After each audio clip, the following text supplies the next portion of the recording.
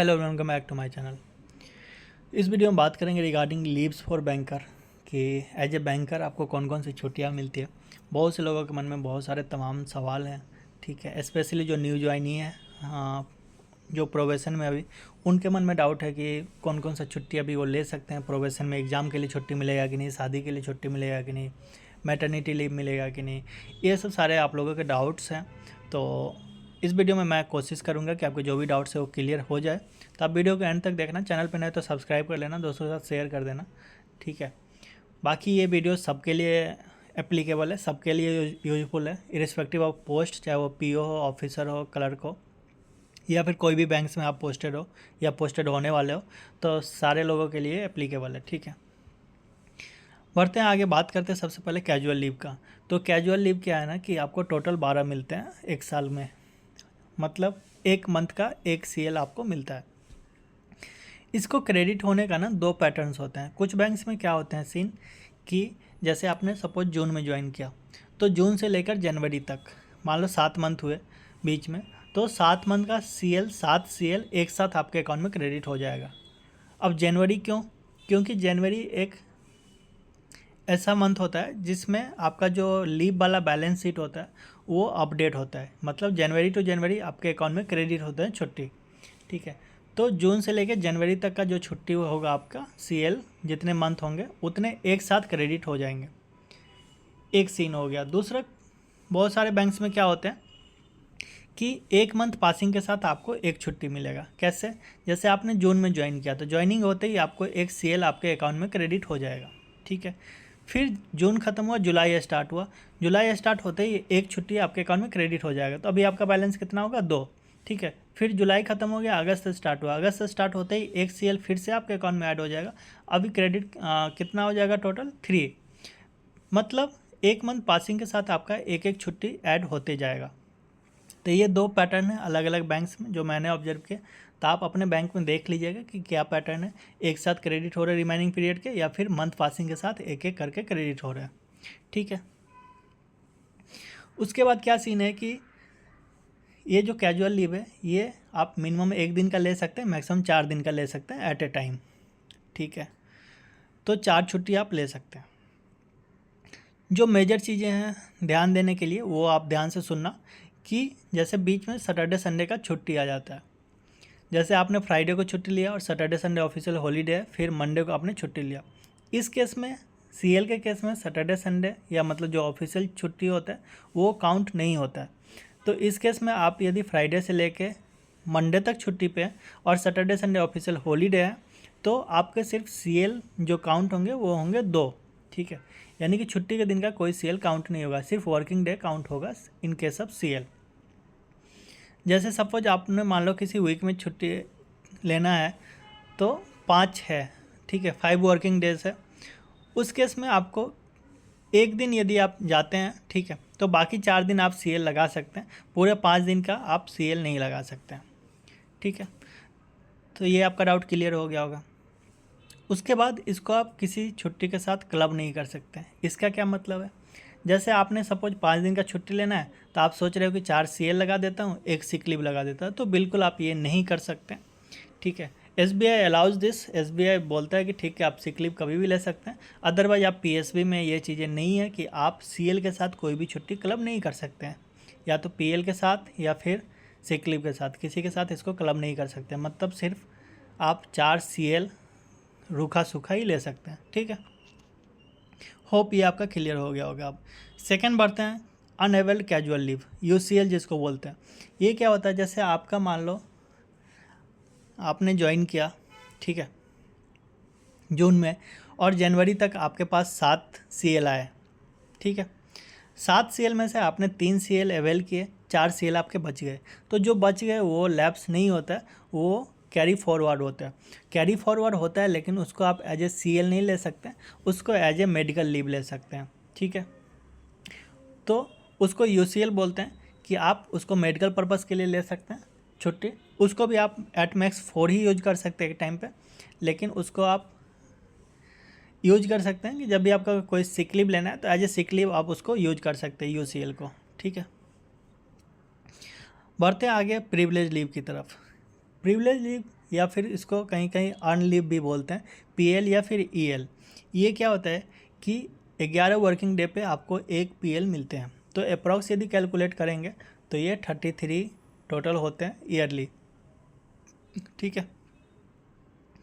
लेकिन ये जो पीएल क्रिएट मतलब क्रेडिट होता है ना, ये आफ्टर 11 मंथ ऑफ ज्वाइनिंग होता है, ठीक है। तो ज्वाइनिंग के 11 मंथ के बाद आपके अकाउंट में क्रेडिट होगा, 11 मंथ तक ये आपको पीएल की फैसिलिटी नहीं मिलेगी। अब पीएल क्या होता है कि पीएल मोर देन 4 डेज पे आप अप्लाई कर सकते हैं। ऐसा बिल्कुल नहीं है कि आप 2 दिन का छुट्टी लेना आपको पीएल आपने अप्लाई कर दिया। मेजोरिटी ऑफ द बैंक में ये चीज़ें नहीं होती है। आपको 4 दिन से ज़्यादा जब लेना है छुट्टी, उस केस में आप पीएल अप्लाई कर सकते हैं। जैसे पिछले पॉइंट में मैंने डिस्कशन किया कि 5 दिन का आपको छुट्टी लेना है, तो उस केस में आप पीएल लगा सकते हैं, ठीक है। इसका ड्रॉबैक क्या है ना कि इस केस में सैटरडे संडे या ऑफिशियल हॉलीडे जो होता है वो काउंट होता है। सपोज आपने वेडनेसडे को छुट्टी लिया, ठीक है, वेडनेसडे थर्सडे फ्राइडे 3 दिन ये हो गया। फिर आपको नेक्स्ट वीक का 3 दिन छुट्टी लेना है, तो टोटल कितने हो गए? 6 दिन हो गए। बीच में सैटरडे संडे मान लो काउंट हो गया, तो टोटल 8 दिन हो गया। लेकिन आपका जो वर्किंग डे था वो 6 दिन ही है, 2 दिन ऑफिशियल हॉलीडे है, लेकिन आपका जो छुट्टी डेबिट होगा वो 8 छुट्टी होगा। मतलब इस केस में आप सैटरडे संडे आपका काउंट होगा, ठीक है।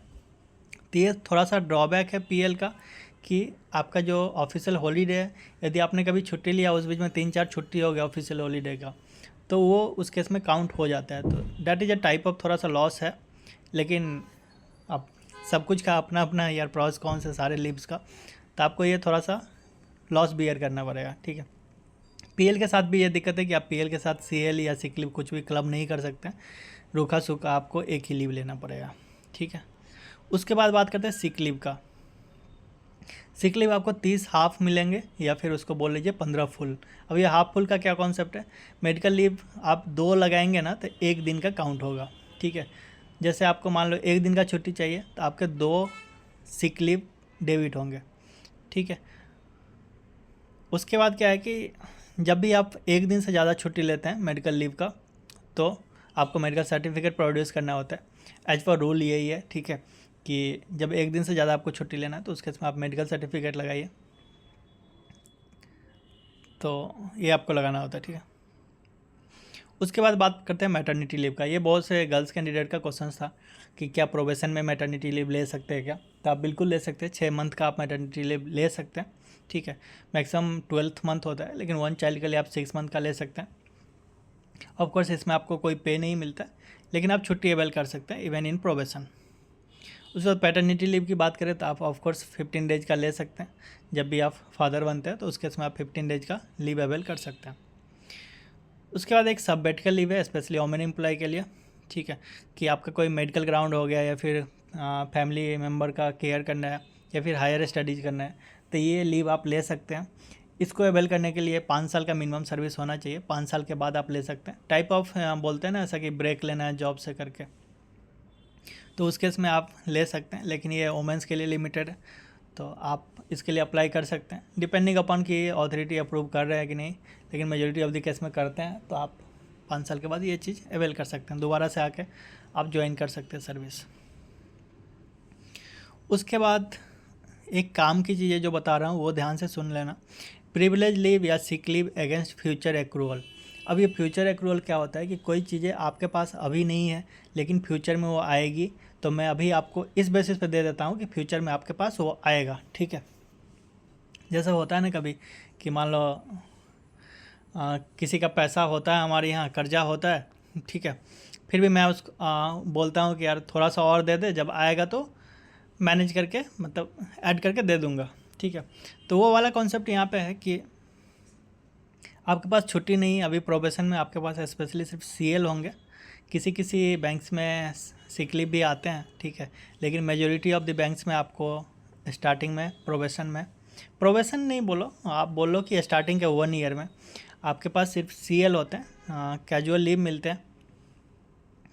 तो उस केस में आपके पास एक्रूवल वाला कॉन्सेप्ट होता है कि कुछ बैंक्स में सिक लीव मिलता है फ्यूचर एक्रूवल बेसिस पे, कुछ पे प्रिविलेज लीव मिलते हैं प्रोरेटा बेसिस पे, ठीक है। अब ये क्या होता है, जैसे कुछ बैंक्स क्या बोलते हैं कि आपके पास अभी छुट्टी नहीं है आपको मैं 10 पीएल दे देता हूँ, आपका जब छुट्टी आएगा तो वो माइनस होके आ जाएगा। जैसे आपके पीएल टोटल 33 मिलते हैं, आपके पास अभी पीएल नहीं है, आपने पीएल अवेल कर लिया, मान लो 10 पीएल आपने अवेल कर लिया, तो आपका जो 11 मंथ के बाद पीएल क्रेडिट होगा वो 33 माइनस 10 यानी 23 पीएल आपके अकाउंट में क्रेडिट होंगे। अभी जो आपका बैलेंस शीट होगा लीव वाला, उसमें -10 दिखाएगा आपका पीएल का बैलेंस, ठीक है। और बहुत सारे बैंक्स में सिक लीव मिलते हैं इस बेसिस पे, प्रोरेटा बेसिस पे। तो उस केस में जैसे आपने मान लो 2 दिन का छुट्टी लिया तो 4 आपके जो सिक लीव है वो माइनस हो जाएंगे, यानी 30 माइनस 4 26 आपके आएंगे अकाउंट में, जब 1 साल के बाद वो क्रेडिट होगा आपके अकाउंट में लीव, तो ठीक है।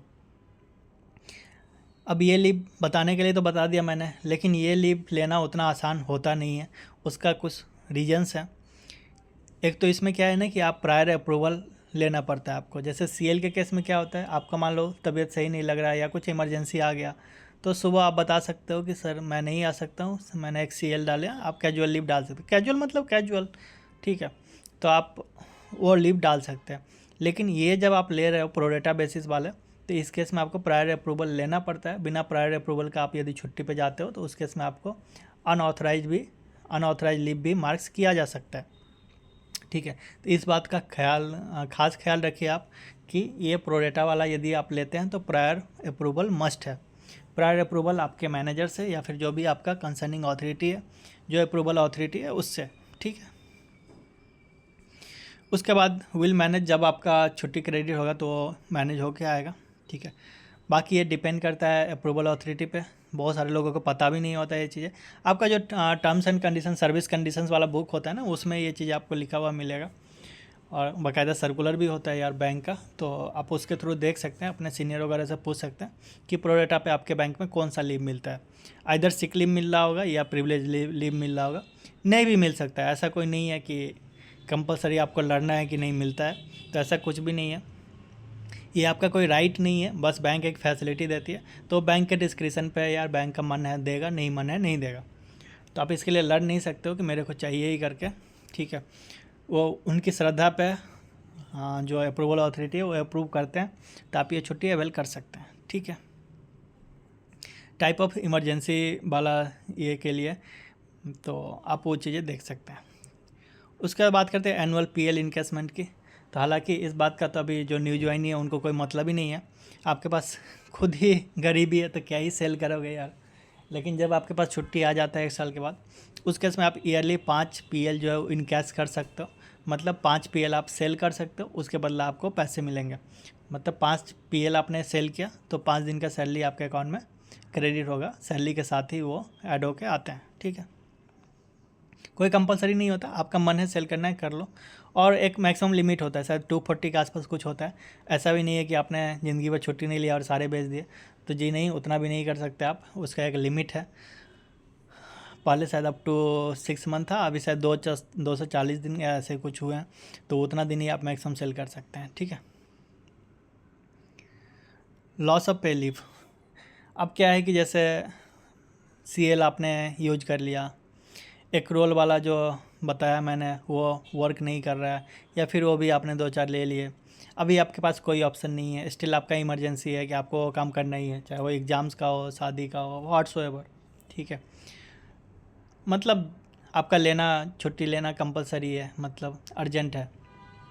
उस केस में आपके पास जो ऑप्शन है वो है लॉस ऑफ पे का, कि आपने जितने दिन का छुट्टी लिए वो उतने दिन का आपको सैलरी नहीं मिलेगा। सपोज आपने 5 दिन का मंथ में लिए लॉस ऑफ पे, तो आपको जो सैलरी मिलेगा वो 25 दिन का मिलेगा, 5 दिन का सैलरी नहीं मिलेगा, ठीक है। लेकिन इसका भी मतलब ये नहीं है कि आप अपने मर्जी से नहीं जाएंगे बैंक, आपको इन्फॉर्म करना पड़ेगा जो भी आपके अथॉरिटी हैं, ठीक है, मैनेजर हो या फिर रीजन में एचआर हो, जो कुछ भी हो, मतलब जो भी हो जहाँ पे आप पोस्टेड हो, डिपेंडिंग अपॉन डैट आपको कम्युनिकेट करना है, उनको बताना है। चाहे official way of communication mail ही होता है ऑफकोर्स, तो मेल करना है, और फ़ोन कॉल आपको बात करना है, ठीक है, एप्लीकेशन डालना है लॉस ऑफ पे रिक्वेस्ट के लिए, ठीक है। तो ये करके आप कर सकते हैं। तो ऐसा कुछ इमरजेंसी होता है कि आप मान लो 10-15 दिन का किसी का शादी है, तो यार 10-15 दिन तो लगेंगे उसमें, तो उसके साथ आप लॉस ऑफ पे के लिए अप्लाई कर सकते हैं, ठीक है। ये एक ऑप्शन है आपके प्रोविज़न में, ठीक है। उसके बाद होता है अनऑथराइज लीव। अनऑथराइज लीव क्या होता है, इस चीज़ पे थोड़ा सा आप ध्यान देना। अनऑथराइज लीव को आप हमेशा अवॉइड करने की कोशिश करना। ये क्या होता है कि जब आप मान लो कभी गए ही नहीं, ठीक है, ब्रांच गए नहीं, ये बैंक गए नहीं, आपने किसी को बताया नहीं, ठीक है, उस केस में जो मार्क्स होता है वो अनऑथराइज लीव होता है कि आपने किसी को बताया नहीं, कोई इन्फॉर्म नहीं किया। तो ये चीज़ें है ना कि बायोडाटा में आपका रिफ्लेक्ट करती है। अनऑथराइज लीव जो आपका बायोडाटा है उसमें दिखाया गया कि आपने इतने दिन अनऑथराइज लीव लिए। ये जनरली लोग नहीं करते हैं, ठीक है, जो आपका अप्रूवल अथॉरिटी है जनरली मार्क्स नहीं करते हैं, लेकिन डिपेंडिंग अपॉन कि आपके क्या टर्म्स एंड कंडीशंस है करके, तो यदि मार्क्स होता है तो थोड़ा सा निगेटिव इम्पैक्ट पड़ता है। कल को आप यदि प्रमोशन एग्जाम्स में बैठो या कहीं बैठो, उस टाइम यदि बायोडाटा फॉर्म होता है, उनके पास होता ही है, तो उस केस में वो क्वेश्चन मार्क कर सकते हैं आपसे कि आप इतने लापरवाह कैसे थे कि अनऑथराइज एब्सेंस आपका मार्क्स हुआ है। तो आप छुट्टी ले लीजिए। आपके पास मान लो बताया ही है मैंने कि लॉस ऑफ पे का ऑप्शन है ही लास्ट में, लेकिन आपको इन्फॉर्म करना है। बिना इन्फॉर्म किए हुए आप छुट्टी मत लीजिए। समटाइम्स क्या होता है कि हमारे टर्म्स कंडीशंस अच्छे नहीं होते हैं, तो हम यही कहते हैं ठीक है यार देख लेंगे जो होगा लेगा, ठीक है, वो बोलने के लिए हम बोल देते हैं, लेकिन बाद में जाके वो इम्पैक्ट करता है ऑफ कोर्स, ठीक है। तो आप थोड़ा सा इन बातों का ध्यान रखिए कि अनऑथराइज एब्सेंस का अवॉइड करिए पूरा, ठीक है। उसके बाद बात करते हैं leave for exam and marriage. तो मैरिज का तो मैंने डिस्कस कर दिया कि आपका यदि कंपलसरी है करना, आप डेट नहीं टाल सकते हैं, डेट फिक्स है या जो कुछ भी है, तो उस केस में आप ले सकते हैं। ऑफकोर्स लॉस ऑफ पे आप ले लीजिए, ठीक है। ठीक है, आपका जॉब हो गया है, आप ठीक है, सैलरी आ रही है, कोई दिक्कत नहीं है आपका। यदि 15 दिन सैलरी भी नहीं आता है तो आप ये कर सकते हैं। लॉस ऑफ पे का थोड़ा सा इम्पैक्ट होता है सीनियरिटी पे, लेकिन ठीक है यार, सब कुछ ज़रूरी होता है लाइफ में।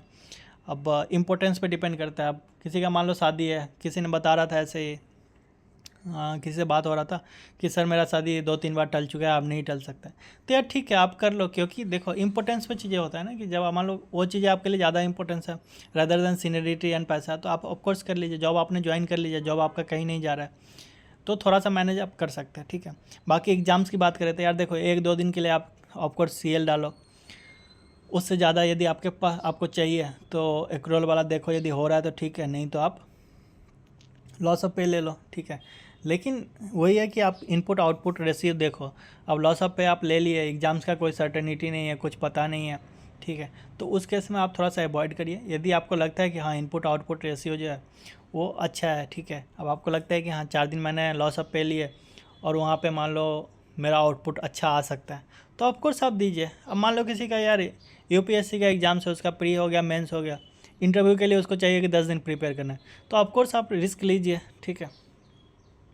तो रिस्क लेने का ये होना चाहिए, मतलब आउटपुट रेशियो आपका कैसा है उसके अकॉर्डिंग आप डिसाइड करिए कि लॉस ऑफ पे आपको लेना है कि नहीं। तो ये चीज़ है, बाकी आप ले सकते हैं। तो ये थोड़ा सा है कि ड्यूरिंग प्रोबेशन 1 साल थोड़ा सा आपको कष्ट रहेगा छुट्टी के मामले में, चाहे आप कलर कॉपी हो। 1 साल के बाद चीज़ें नॉर्मल हो जाती है। उसके बाद भी यार देखो इतना आसान होता नहीं है कि आपका छुट्टी है, आपका मन है नहीं जाओगे करके, ठीक है, उसमें भी होता है दिक्कत। ब्रांचेस के सब जगह भी बैंकिंग में देखोगे स्टाफ का कमी ही होता है, तो उतना आसानी से छुट्टी नहीं मिलता। लेकिन कंपैरेटिवली अभी जो आप प्रोफेशन में रहोगे उसके कंपैरेटिवली आपको आसानी से लीव मिलेगा 1 साल के बाद। प्रोफेशन नहीं बोल सकते क्योंकि प्रोफेशन तो ऑफिसर्स में 2 साल का होता है बहुत सारे बैंक्स में, तो ड्यूरिंग 1 ईयर थोड़ा सा आपको प्रॉब्लम्स है, और 1 साल के बाद आपका जो भी लीव्स है वो क्रेडिट हो जाएगा इक्वली। तो आई होप कि मैंने सारे चीज़ें आपको डिस्कस किए और ये वीडियो आपके लिए हेल्पफुल रहेगा, ठीक है। Like share and subscribe the video. Bye bye, take care.